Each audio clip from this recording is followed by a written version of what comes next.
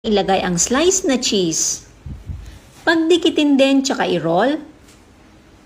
Hello mga kadiskarte, huwag mo lang basta higupin ang kape. Kung coffee lover ka, subukan mo ito, hindi mo akalain na pwede pala at napakasarap. Perfect ito ihanda sa kahit anong okasyon at pwede mong ipandagdag sa mga pa-order mo. Hindi ka mabibigo kapag sinubukan mo ito. Ilalagay ko po sa comment section ang kumpletong listahan ng ingredients, paki-check na lang po. Simulan na po natin. 1 kilong malagkit na bigas, hugasan ng kahit 2 beses lang. 4 cups na tubig para natin lutuin, takpan at hintayin na maluto. Once na lumipat na sa warm ang indicator ng rice cooker, i-check.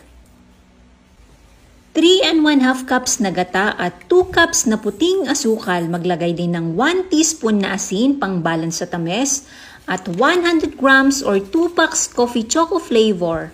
Haluin mabuti. Magdadagdag pa ako ng isa pang pack or 50 grams na coffee choco. Haluin ulit. Once na halo na mabuti, iyon ang kalan in low-medium heat. Haluin paminsan-minsan habang hinihintay na kumulo. Nagsisimula na kumulo, so haluin lang. Once na halo na, isama na ang niluto natin na malagkit na bigas. Tuloy-tuloy lang ang paghalo hanggang sa matuyo ang gata. Once na natuyo na ang gata, babaan ang apoy and low heat lang.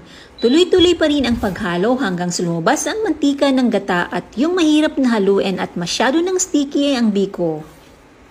Kung nagustuhan nyo ang ating recipe, paki-follow ang ating page at paki-like at share naman po ang ating recipe.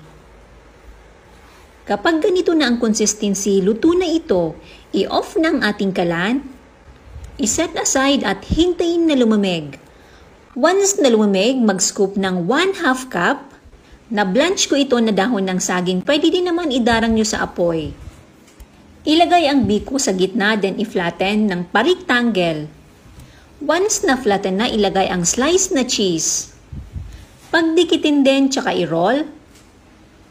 Yan ang magkabilang dulo. Guntingin ang excess na dahon ng saging. Ganito ang magiging itsura niya.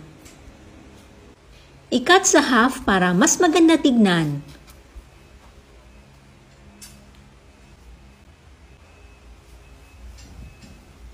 Kung ayaw nyo ng may cheese, pwede naman ganito lang ang gawin ninyo.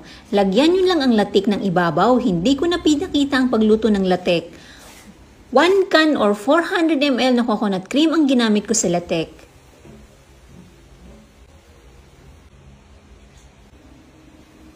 Ito yung plain lang, wala tayong nilagay na cheese. Subukan naman natin ang may cheese.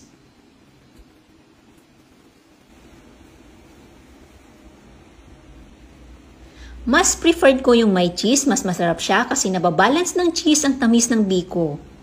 Maraming salamat po sa panunood, hanggang sa muli!